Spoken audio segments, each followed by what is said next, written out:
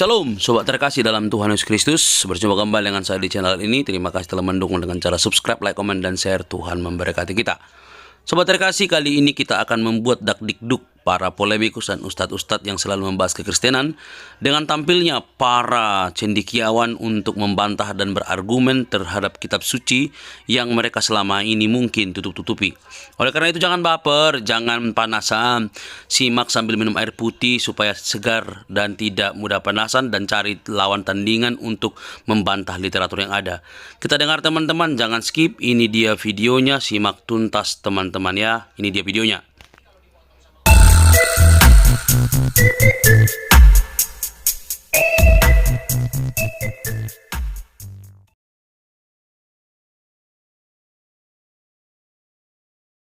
Kalau saya udah nggak pakai hadis lagi, Pak.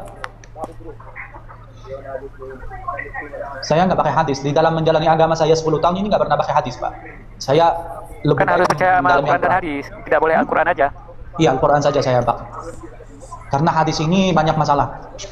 Dan itu hadis itu bukan kitab suci. Kitab suci kita Al-Quran. Dan itu semua aturan agama kita adalah di Al-Quran. Di luar Al-Quran saya nggak perlu dibahas, nggak perlu dipakai, nggak perlu dipelajari. Hanya rujukan saja, sejarah, menambah ilmu wajar. Saya pernah baca, pernah dulu. Karena waktu berarti host hadis yang dibawa oleh Imam 4 itu host tidak percaya berarti? Nggak percaya. Dan itu Abu Hanifah, kalau kamu lihat, Abu Hanifah itu dia imam yang pertama, dia itu nggak pakai hadis untuk mazhab. Jarang dia pakai hadis. Nanya aja semua ulama. Jadi nanti kalau ada orang hadis, mulai doktoran hadis itu mulai dari Imam Syafi'i. Mulai itu. Abu Hanifah tidak pernah menyatakan Nabi Muhammad itu punya 2 wahyu.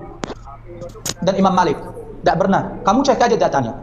Mulai teori itu muncul di zaman Imam Syafi'i, dan itu karena waktu itu politik dan kekuasaan dan kepentingan mulai jadi kerjaan hadis. Mulai ada Imam Bukhari, ada Imam Muslim di situ. Imam viral waktu itu. Itu penjelasannya panjang. Coba kamu lihat Imam Abu Hanifah, Imam Malik sebelumnya ada pernah nggak Imam Abu Hanifah menyatakan Nabi Muhammad punya 2 wahyu? Karena dia cuma menuhankan Allah Subhanahu Wa Taala. Tapi kalau udah dia bernaku syariatnya Muhammad, beriman kepada Nabi Muhammad, menjalani syariatnya Muhammad, disebutnya mukmin.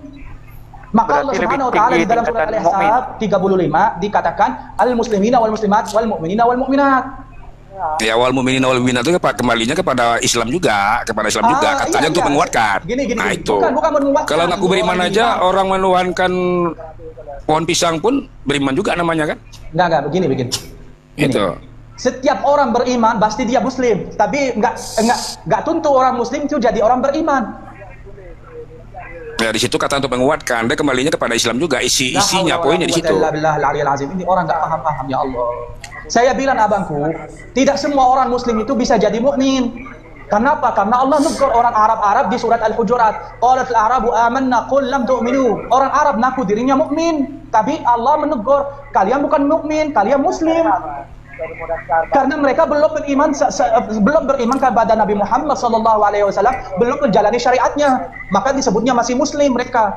Kalau kita udah menuhankan Allah Subhanahu Wa Taala sebagai Khaliq, sebagai Tuhan yang Maha Esa, la ilaha illallah, qul huwallahu ahad, terus kita mengikut syariat Muhammad, itu baru disebutnya mukmin.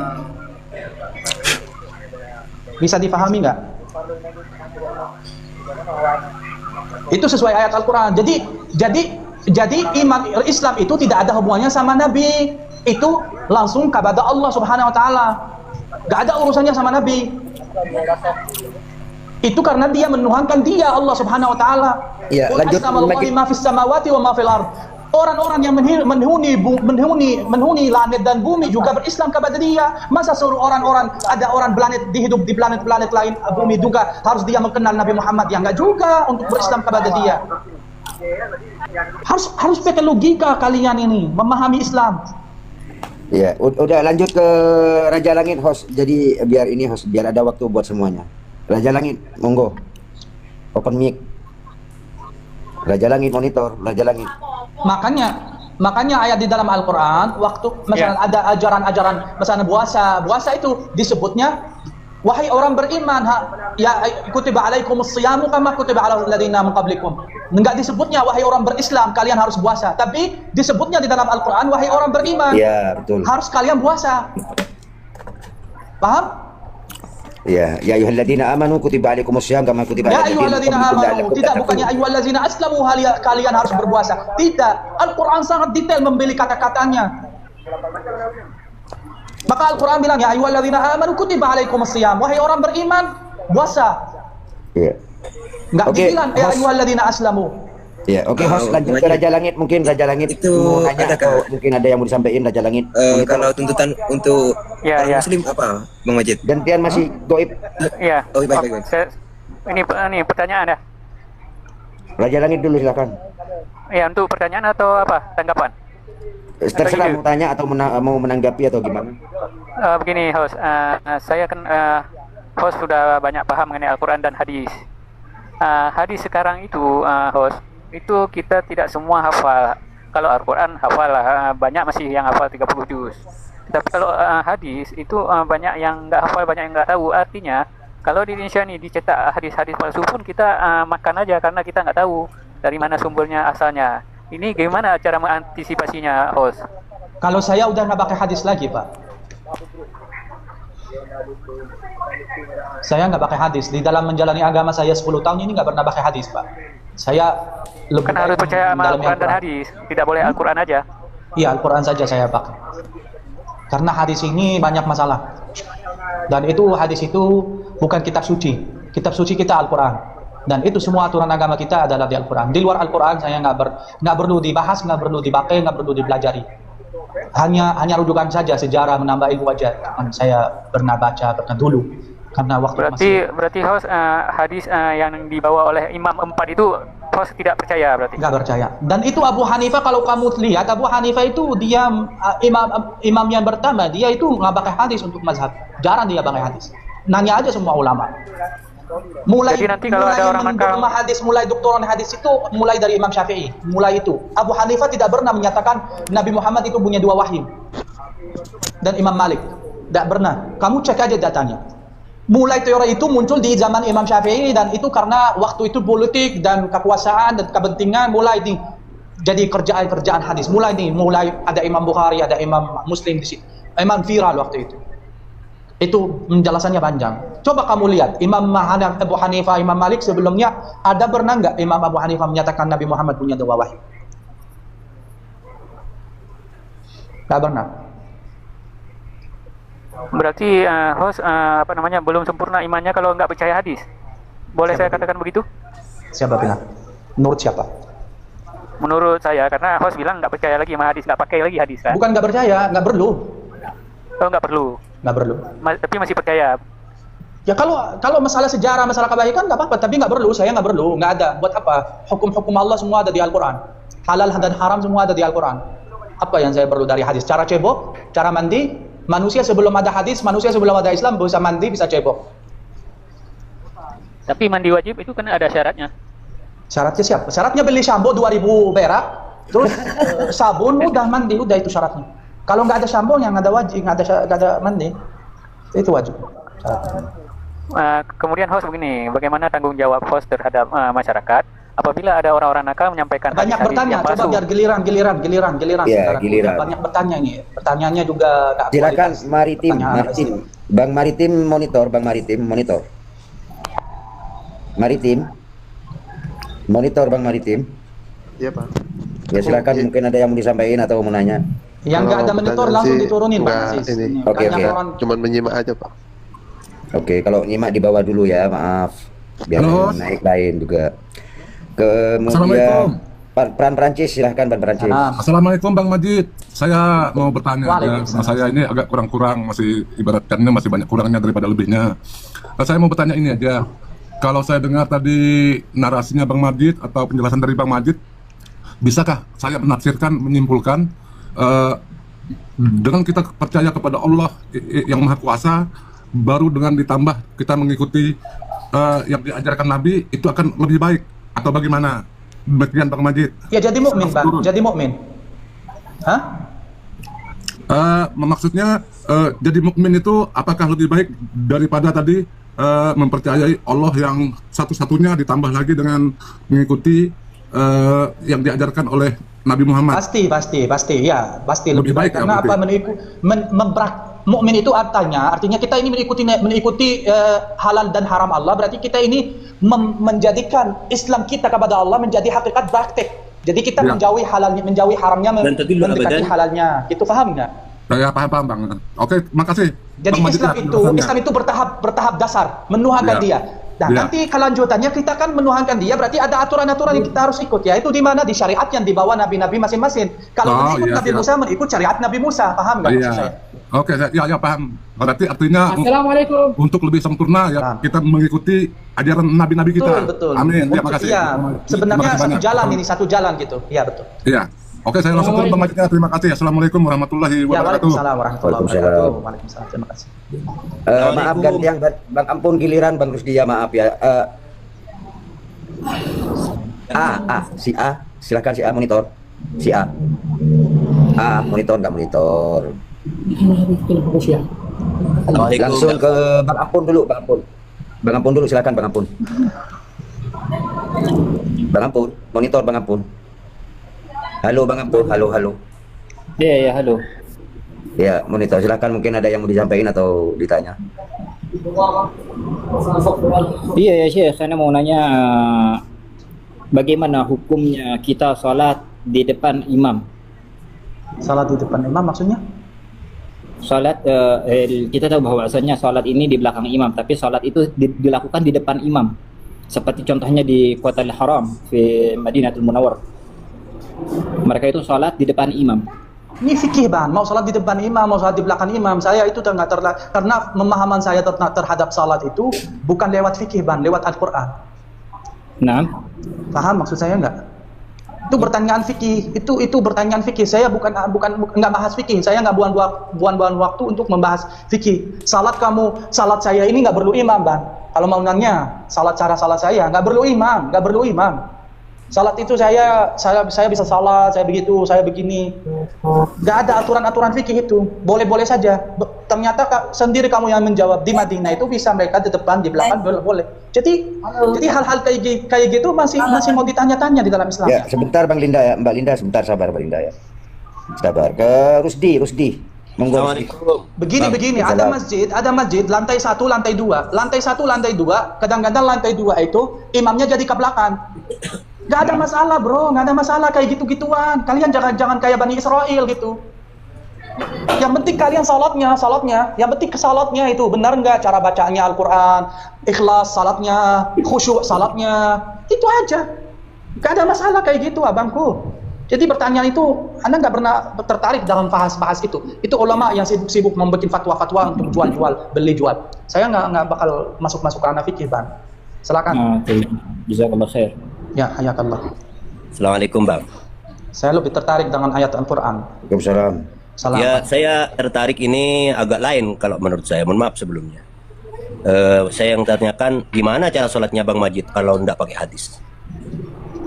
Emang saya nabi? Tanya saya cara salat saya. Saya bukan nabi Bang. Jadi nggak usah tahu cara salat saya. Itu salat itu pribadi saya. Kecuali aku nabi, kecuali aku jadi nabi, wajib kamu ikuti. Maka boleh kamu tanya salat saya. Tapi kalau salat saya namanya ibadah saya. Masa kamu datang ke saya, Bang Majid itu cara kamu sedekah bagaimana? Ya itu urusan saya. Saya mau keluarkan duit, mau cari baju, mau kasih orang baju, itu urusan saya. Jadi juga salat saya itu urusan saya, bukan urusan Anda. Kecuali Anda jadi Tuhan. Paham Bang? Kecuali paham nggak? Kecuali jadi Tuhan, sebentar. Kecuali jadi Tuhan, baru kamu nanya cara salat kamu di mana? Aku terima, aku tidak terima. Cara salat saya itu urusan pribadi saya. Itu cara saya untuk mendekati diri saya sama Tuhan. Bukan harus dicontohkan untuk kamu itu mengikuti.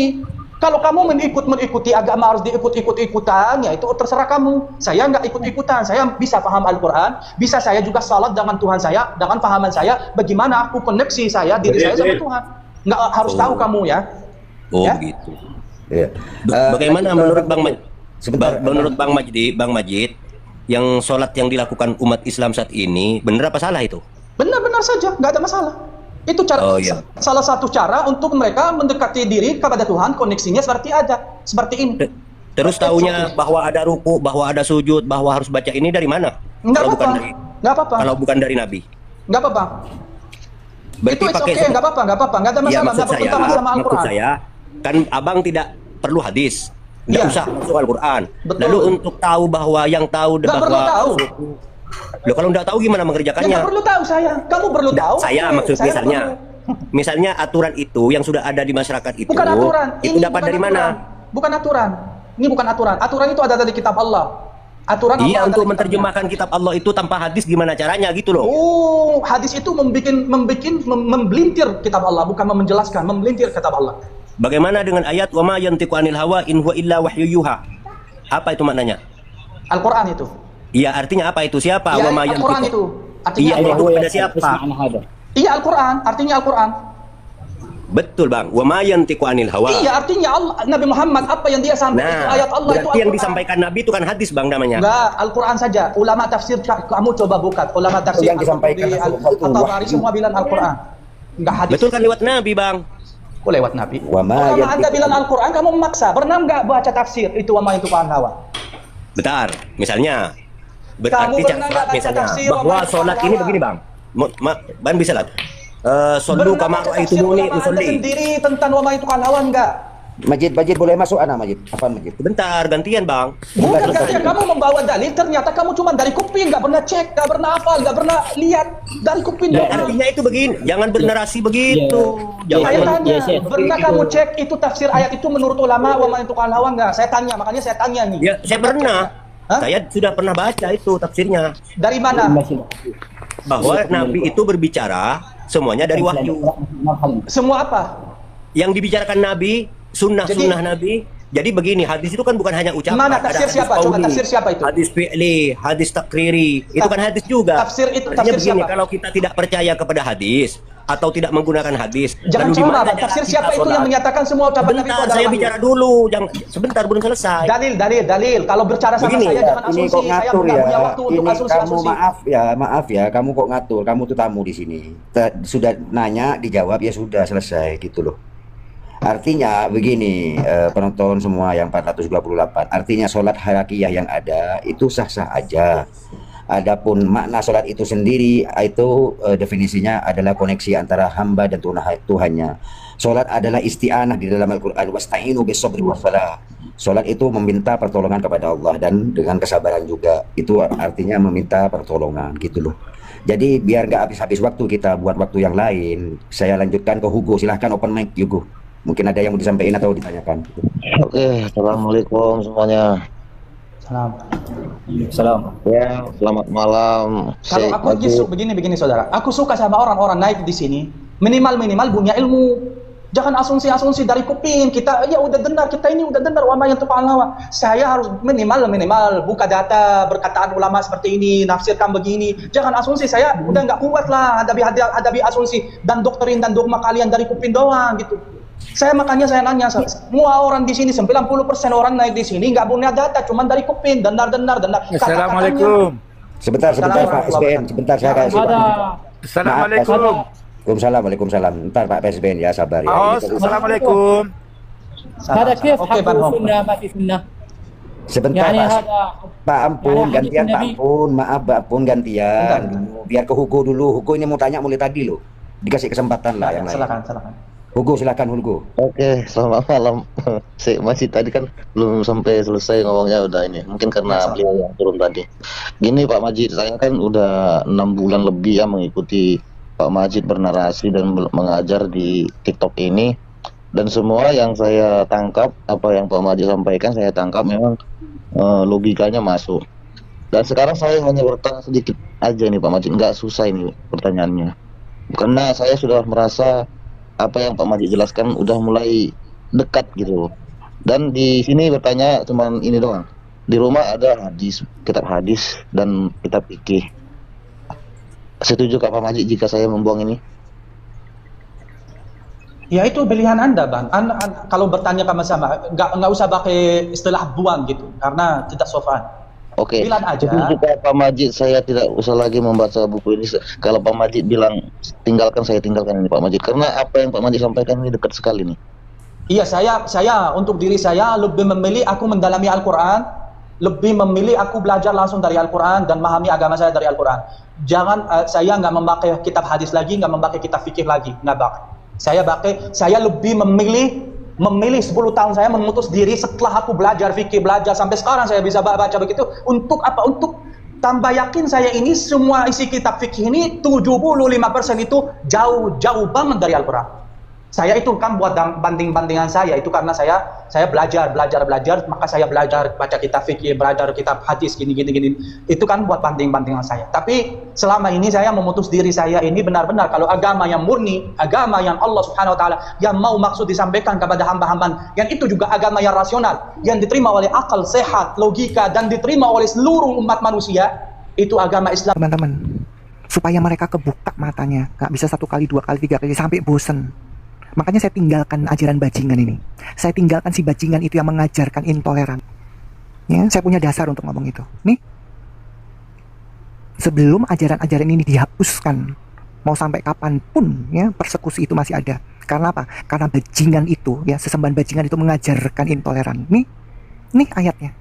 Jelas perkataan si bajingan ini, ayat-ayat setan ini. Ayo, ada yang bisa menyangkal ayat ini? Ini perkataan Allah si bajingan. Ya, perkataan junjungan kekasihnya yang lebih bajingan lagi itu tadi. Coba dibuka lagi. Abu Daud tadi, Pak. Jadi 2 sosok di dalam Islam ini, ya. 2 sosok di dalam Islam ini harus ditinggalkan karena mengajarkan bertolak belakang dengan Pancasila. Kok kalian masih nggak bangun-bangun dari tidur? Tuh. Ini ajaran Muhammad, si cabul itu. Janganlah engkau berteman kecuali dengan orang beriman, dan jangan makan makananmu kecuali orang yang bertakwa. Apakah pantas ini? Apakah pantas junjungan ini, ya, diterapkan, ajaran junjungan ini diterapkan di negara Pancasila? Pantas nggak? Ada yang bisa membantah saya? Silakan naik. Tolong bantah dalil ini dipatahkan dengan dalil, bukan dengan congor. Ya, ajaran-ajaran jahat intoleran itu dari setan. Ya, ayo, makanya ditinggalkan. Kalau kalian merasa tinggal di negara Pancasila, tinggalin ajaran ini, karena ajaran ini tidak ada sama sekali Pancasilanya. Ya, 2 sosok di dalam Islam, Allah dan Rasulnya, mengajarkan membenci. Ayatnya jelas, Quran dan hadis ini. Ada yang bisa membantah dalil saya? Silakan naik, saya tunggu. Lanjut dulu teman-teman.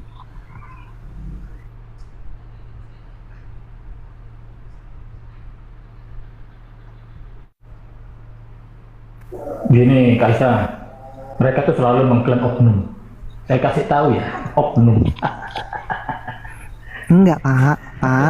Enggak. Gini loh, saya sudah bukakan dalil. Itu bukan oknum, ajaran dari Allah dan ajaran dari Rasul, selesai. Makanya sebelum dihapuskan ajaran-ajaran setan ini, ya, akan terus terjadi. Karena Allahnya sendiri mengajarkan bajingan tadi tuh. Ya. Jadi jangan Anda memakai kata oknum. Nah, ajarannya bejat kok. Ada dasarnya ya, ini ayatnya gitu. Ya, jangan dikit-dikit oknum, jangan ngomong oknum ini berkali-kali. Makanya bolak-balik saya bilang, 2 sosok di dalam Islam itu, Allah dan Muhammad itu, ya, mengajarkan ajaran setan, yaitu membenci. Karena kebencian itu dari setan. Cocok dengan Pancasila, dibuang. Ajaran ini harus dibuang, tidak cocok ada di NKRI. Ayo, siapa yang berani membantah 2 dalil ini, Quran dan hadis? Silakan naik, saya tunggu. Tapi asal membantahnya dengan data pembanding ya. Silakan, saya tunggu. Islam. Lanjut dulu teman-teman, sambil menunggu umat yang sesembahnya bajingan ini. Saya tunggu. Aduh, pasti kepanasan itu ya. Yang di bawah. Ayo naik, silakan yuk. Tolong dibantah itu Kak Aisyah itu, yuk naik. Ya. Buktikan kalau Allah kalian nggak seperti itu. Yuk, ini ayatnya ini ada nih. Ya. Memang betul, Pancasila itu kayaknya berat di Indonesia. Ya. Karena sebenarnya Pancasila itu beraninya apa berlindung di belakang pemerintah. Iya. Kalau dibuka ajarannya malu mereka, makanya berlindung di belakang pemerintahan. Seperti di Jawa Barat itu, Kapolsek, semua dukung mereka, berlindung mereka. Saat ketangkap, baru ini anak.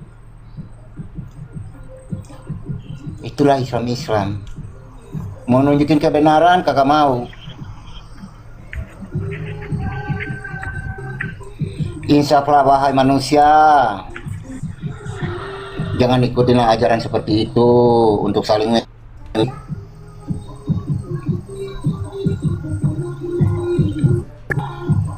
Kamu diajarkan membenci sesama, kamu ikutin. Kan aneh. Hati nurani kalian itu di mana?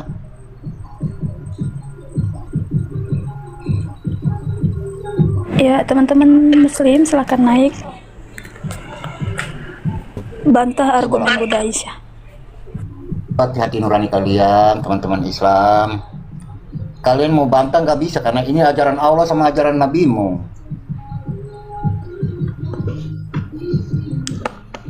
Bukan kita menjelekkan, tapi itu data yang tertulis.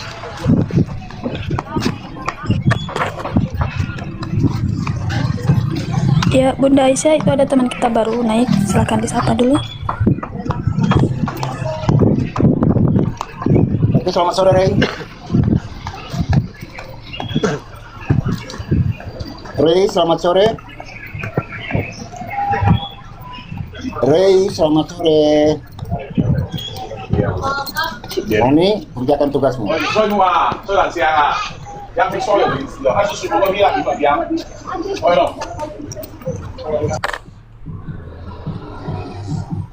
Naik, disapa diam. Disapa diam. Naik cuman buat nge-report aja ini.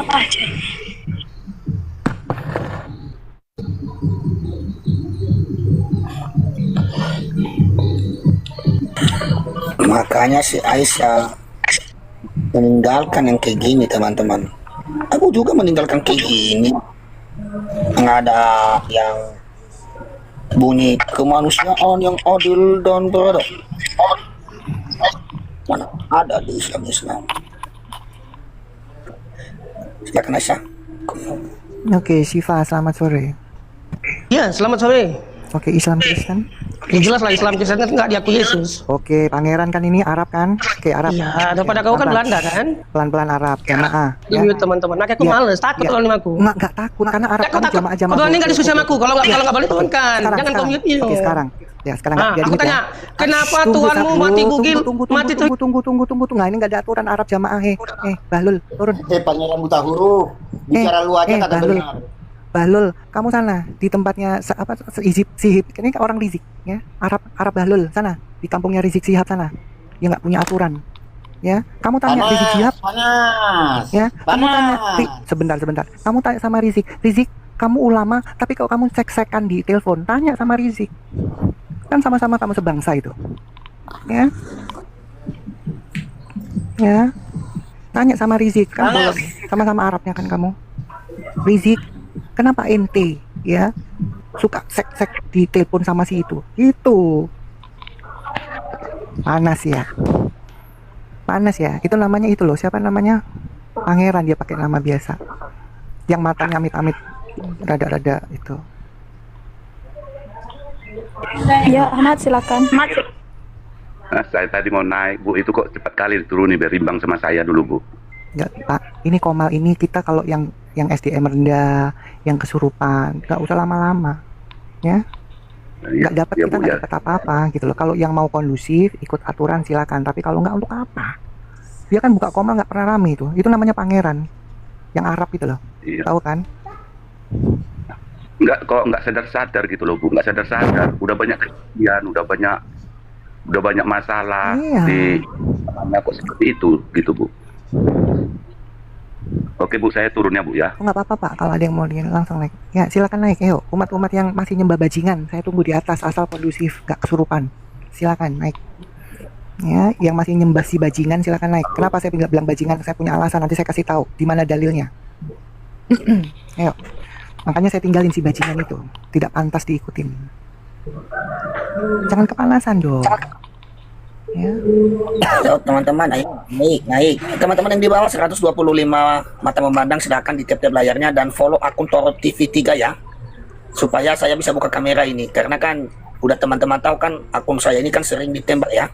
Nanti kalau udah buka kamera ini ya, kita mainkan dengan akun Toro TV 3, karena akun Toro TV sudah terbanet, baru aktif nanti tanggal 17 ya. Ayo. Ya, buat yang di bawah, apalagi Sans, jangan bawa LGBT loh. Nanti saya tunjukkan bahwa nabimu, junjunganmu itu waria atau banci. Yo, jangan bawa lo ya. Nanti saya bukakan dalil bahwa baginda nabimu itu seorang bencong. Ya. Hati-hati. Ya, hati-hati. Mana kamu naik? Kamu naik. Nanti saya tunjukkan bahwa bagindamu memakai baju perempuan, ya. Setelah itu di kamar berbaring di tempat tidur bergantian laki-laki masuk, yaitu pacar-pacarnya laki-laki, antara lain namanya siapa?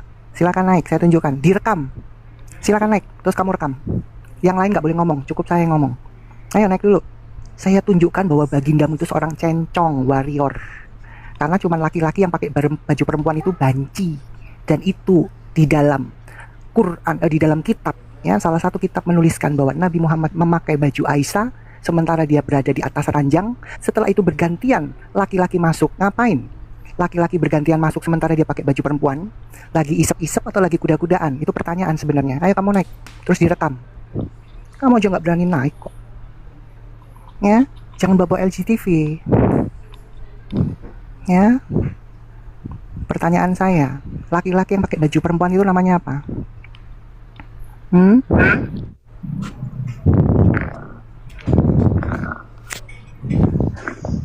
Panas. Nanti saya pasang ya. Saya pasang nanti teman-teman screenshot ya. Ada bahasa Arab, bahasa Inggris, bahasa Indonesia terjemahan. Oke, sebentar ya supaya kalian tahu. Bos. Siap, lapang 6.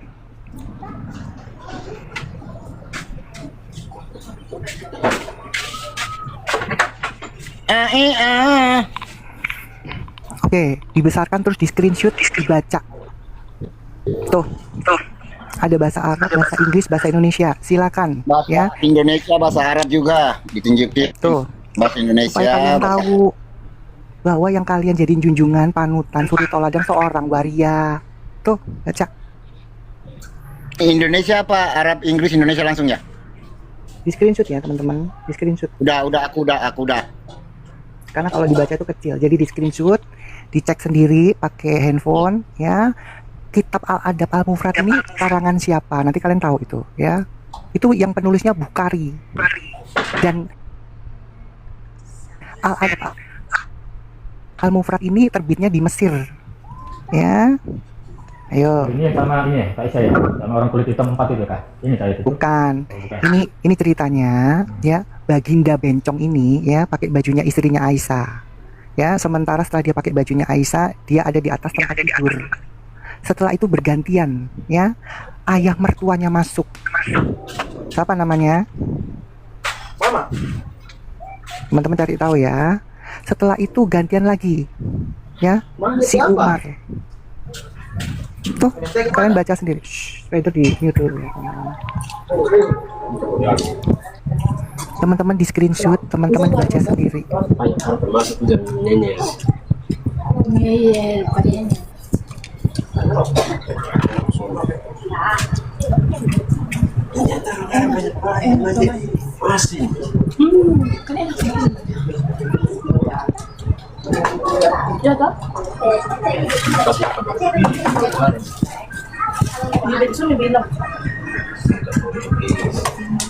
Kamu yang bilang sendiri.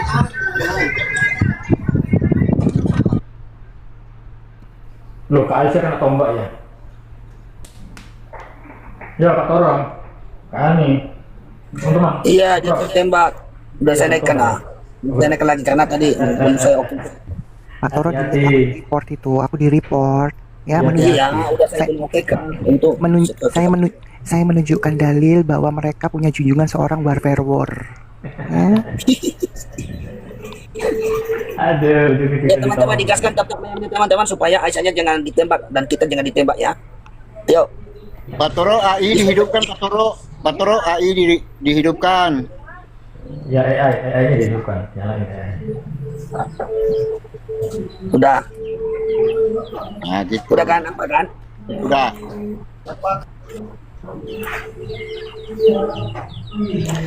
Tolonglah, kalau kepanasan jangan di-report lah, ambil kipas gitu loh ya. Kalau kepanasan kalian cari kipas, jangan di-report. Makanya ngaku-ngaku Islam tapi nggak pernah baca kitab-kitab, nggak pernah dibaca, kan lucu. Kalau saya, karena saya baca artinya saya tinggalin, nggak mungkin saya ngikutin junjungan panutan yang waria, nggak mungkin lah. Wong waria kok diikutin ya. Kata orang Surabaya, sedot mas, sedot. Nah, coba teman-teman pikir nanti kalau baca tadi yang dalil yang tadi, keadaan bagindanya pakai baju perempuan di atas ranjang, setelah itu bergantian ya, Umar dan Abu Bakar masuk bergantian. Ngapain? Ngomongin belajar strategi perang? Hah? Ayo, ngapain itu? Laki-laki gantian masuk sementara bagindanya pakai baju perempuan. Ayo. Pijit-pijitan nggak sih? Ngapain? Pijit-pijitan mungkin. Belajar strategi perang. Hah? Ya, saya nggak mungkin ngikuti bagindamu yang warrior itu. Laki-laki itu kalau pakai baju perempuan itu namanya wadam. Dan itu yang dilakukan bagindamu ya, 1, 2, 3, 4, 5 ya, baca dong ya. Makanya saya nggak ngikutin baginda yang warrior. Ya, wadam pakai baju perempuan ya. Lanjut dulu teman-teman.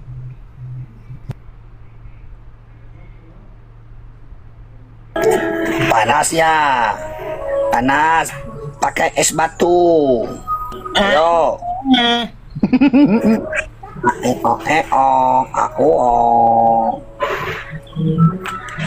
Ayo teman-teman yang belum follow akun Toro 3, ayo follow biar kita buka kameranya nanti. Karena kan akan live ini Toro 3 TV 3. Silakan, panas. Teman-teman yang di bawah. Orang Batak mengatakan teman-teman, ya, haholongan, Anda sopan, kami segan, ya. Pakai data dong. Terus si Raja Botak Minyak mengatakan, kepala boleh panas, tapi hati tetap dingin. Kalau kepalamu panas, pakai es batu, biar dingin.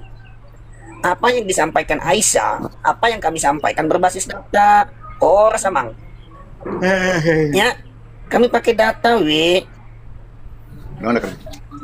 Tidak ada sama kalian kemanusiaan yang adil dan beradab.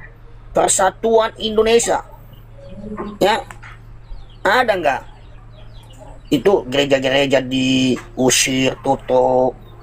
Benar yang dibilang Aisyah, makanya si Aisyah meninggalkan itu, Dia bilang bejat, ya wajar. Coba tadi yang ditunjukkan si Aisyah itu, si Hasan. Nah, Gini Pak si Buyu. Hasan ngapain si Hasan? Pak Buyu, ini cocok dengan tadi tuh ayatnya itu, bahwa Aisyah itu tidak pernah melihat kemaluan Muhammad. Iya, itu kan Iya, hadis Ibnu Majah 1912. Malu aku. Ayo teman-teman, ada segala mualaf, mutad aja kalian. Makanya guru saya ya mengatakan, kalau kalian tidak tahu apa-apa tentang Al-Quran dan hadis, daripada menjadi batu sandungan di kalangan Islam sendiri, murtad aja. Keserahlah kalian mau jadi Hindu, Buddha, berapa-apa. Yang penting kalian juga jangan harus tinggalkan itu. Ayo 117 mata memandang yang belum follow akun Buyu TV 3 silakan. Karena Toro TV udah terbanet tanggal 17 baru aktif teman-teman ya. Silakan. Rugi punya Tuhan satu. Naik aja kamu bang. Betul abang, jangan takut murtad daripada menjadi batu sandungan. Kalian tambah-tambahkan Al-Quran, kalian kurangi, kalian tidak percaya hadis yang sahih. Ayo. Ya, guru saya mengatakan Al-Quran itu adalah Al-Quran yang sempurna, perkataan Allah, firman Allah, kalimatullah. Ada orang-orang yang mengimaninya saudara. Mereka tambah-tambah Quran, nggak percaya yang tertulis. Sebenarnya kalian itu pakai logika, data dulu, kalian baca dulu datanya baru pakai logika. Logikanya gimana? Biar saya ajarin. Ya, bandingkan Isa dengan Muhammad. Karakter Muhammad, sifat-sifat akhlak Nabi Muhammad seperti apa? Nah, bandingkan dengan karakter sifat akhlak yang mulia Isa. Ayo. Tapi jangan ikuti minta-minta jalan yang lurus ya. Karena nanti kalian itu pasti ketemu jalan yang bengkok. Tapi cari jalan kebenaran. Ada amin? Semua agama-agama itu teman-teman mengajarkan yang baik. Yang setuju ketik 1. Tapi tidak semua agama mengajarkan tentang kebenaran. Ya, tentang apa? Kebenaran. Kebenaran itu ada di mana? Di kitab suci mana? Kalian cari di kitab suci mana? Hanya terdapat di dalam Alkitab. Yesus berkata, Yohanes 14 ayat 6, Akulah jalan dan kebenaran dan hidup. Kalian tidak sampai kepada Allah. Kalian tidak bisa melihat Allah. Kalian tidak bisa datang kepada Allah kalau kalian tidak ketemu Yesus dalam kebenaran. Ayo. Ayo, Ali Imran 45. Iya, bukan Muhammad itu jalan yang lurus. Makanya buka mata hatimu. QS3 Ali Imran ya, ayat 45 itu Isa Al-Masih itu kalimatullah, orangnya Allah yang didekatkan di sisinya Allah. Biar saya bernarasi, biar saya hajar kalian. Kok oten yang lebih tahu Al-Quran daripada kalian? Karena selama ini kalian malas baca Al-Quran, tidak pernah diperintahkan oleh ulama ustadz. Jamaah. Jangan malas baca Al-Quran. Al-Quran itu adalah firman Allah, kalimatullah. Nggak pernah diajarkan kayak gitu. Makanya ketika kami menunjukin data, kalian kepanasan. Kepanasannya kenapa? Bukan karena tahu, karena baru kaget, baru dengar, baru lihat, baru cari data. Oh benar. Sebenarnya kalian itu loh nangis-nangis, pukul-pukul dada di bawah. Jujur gua. Baru kalian dengar, baru kalian lihat, baru kalian baca. Hadis yang ditujukan Aisyah tadi itu kebenaran loh. Kenapa dia pakai baju Aisyah? Aisyah. Jangan-jangan dia yang pakai bajumu ya Aisyah? Si Bagindo. Masya Allah. Thank you abang. Silakan teman-teman di follow akun Toro TV 3. Aku nunggu ini weh. Aisyah nunggu, Mukondo menunggu.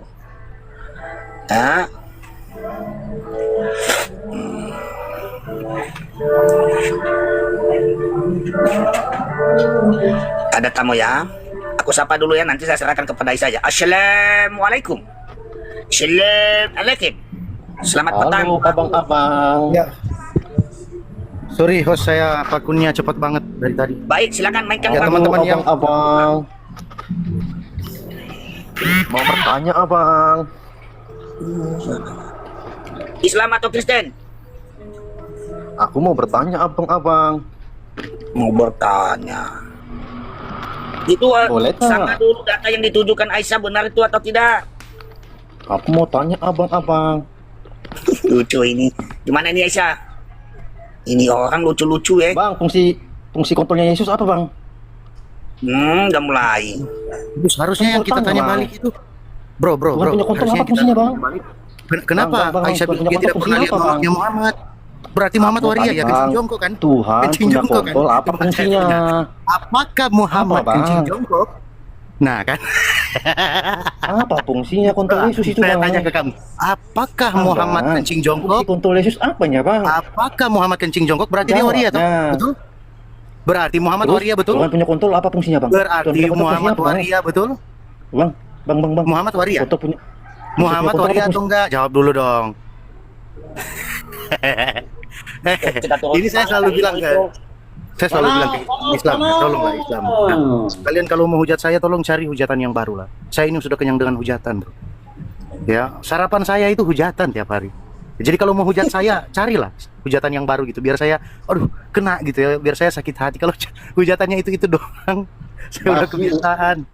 Masih panas.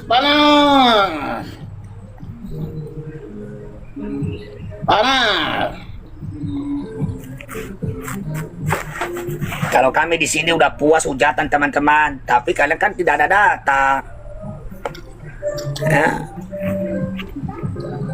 Panas.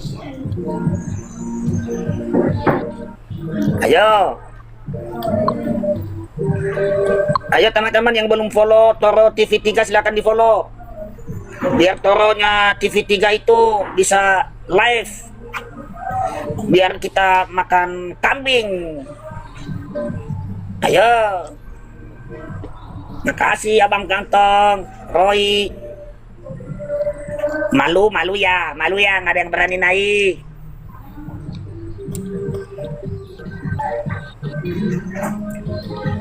Semoga ini teratur. Oke, teman-teman terkasih dalam Tuhan Yesus Kristus, sudah melihat dan menyaksikan dari awal hingga akhir. Saya berharap teman-teman semua sudah dapat mengerti dan tuliskan tanggapan teman-teman di kolom komentar, ya. Tidak perlu panas, tidak perlu marah, bahkan kalau sampai melapor. Jangan sampai baperan menjadi seorang yang beragama. Tentu kita harus klaim bahwa itu sebuah perdiskusian yang harus dimengerti sebagai ranah teologis atau juga mengandalkan literatur. Kalau selama ini ada banyak ustadz dan para mualaf membahas tentang kekristenan yang begitu luar biasa bebasnya, bahkan sampai kedapatan menghujat dan juga menjelek-jelekan kekristenan, mereka bebas dan dianggap itu sebuah dakwah ala mereka, teman-teman. Sebut saja ustadz-ustadz yang kegemarannya setiap hari membahas dan mengutak-atik Alkitab dan kekristenan. Mereka gemar dan dari sana mereka mendapatkan cuan untuk menyambung hidup, teman-teman. Ya, bagi saya sih tidak terlalu ada masalah. Saya juga bersyukur dengan adanya mereka membahas tentang Alkitab meskipun salah, lalu dibawa ke musola, ke masjid, di channel-channel mereka. Maka seluruh penonton mereka itu akan mendengar isi Alkitab meski dengan cara tafsir yang salah.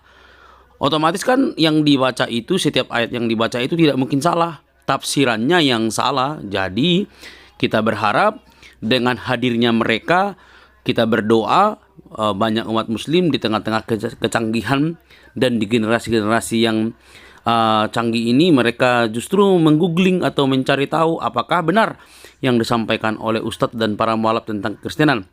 Ya, mudah-mudahan mereka dapat membandingkan antara pendapat kekristenan yang sejati dengan para ustadz yang notabene hanya ingin menumpang hidup dengan membahas kekristenan.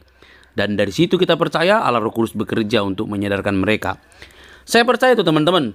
Makanya kita tidak perlu takut, karena firman Tuhan pun berkata, ada orang menyampaikan Injil dengan maksud tertentu atau maksud yang salah, tapi di dalam semua itu Tuhan bisa bekerja, karena firman yang tertulis tidak akan mungkin dapat dibengkokkan. Allah Roh Kudus menjaga firman-Nya dengan teliti. Teman-teman, kalau kita menyimak dari awal hingga akhir dari diskusi, teman-teman, Muslim atau belum jelas ya, tapi Muslim yang sudah mengaku 10 tahun tidak lagi, bahkan dia dengan terang-terangan menolak hadis. Ada apa? Karena memang jelas hadis itu baru ada setelah wafatnya sang baginda dan lama begitu ya. Maka apa yang dia sampaikan itu menurutnya ya cukuplah Quran begitu ya. Dan itu sah-sah saja buat dia, bukan buat saya, buat dia gitu ya. Dan itu adalah kesimpulannya dia. Jadi kalau ada pun orang-orang yang menolak atau membantah dia, ya silahkan saja. Tetapi kan itu keputusan masing-masing. Nah, kalau kita masuk ke ranah Aisyah, teman-teman, itu justru lebih heboh lagi kan. Dia dengan terang-terangan membuka sebuah fakta. Oleh karena itu, jangan baper kalau saya bilang. Jangan panas, jangan mudah muram begitu ya. Apalagi kalau sampai lapor begitu. Kenapa?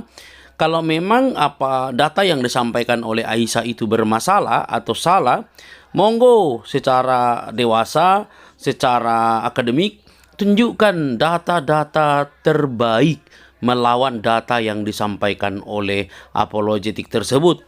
Kenapa saya katakan begitu? Komentar atau argumentasi yang disampaikan oleh seseorang itu hanya dapat diam kalau dibuktikan lewat literatur yang lebih tajam dan bertanggung jawab, bukan dengan cara panas hati, panas di kepala lalu melapor begitu. Hal itu tidak akan pernah selesai kalau seperti itu caranya. Harus dengan ruang membuka diri untuk mencari tandingan-tandingan melalui data-data. Hal itu akan menolong banyak orang bahwa kalau memang benar apologetik Kristen ini salah, ya buktikan dengan data yang terbaik menurut teman-teman Muslim. Jangan baperan begitu ya. Nah, dari sini kita melihat teman-teman bahwa di zaman canggih ini tidak bisa lagi ditutup-tutupi. Tetapi satu hal yang mau sampaikan, biarpun segala sesuatunya tercapai, hanya kasih Kristuslah yang mengasihi umat manusia. Orang berilmu, orang tidak tahu apa-apa, tetapi Kristus di atas segala-galanya dan mengasihi kita. Sampai di sini teman-teman, jangan lupa untuk mendukung dengan cara subscribe.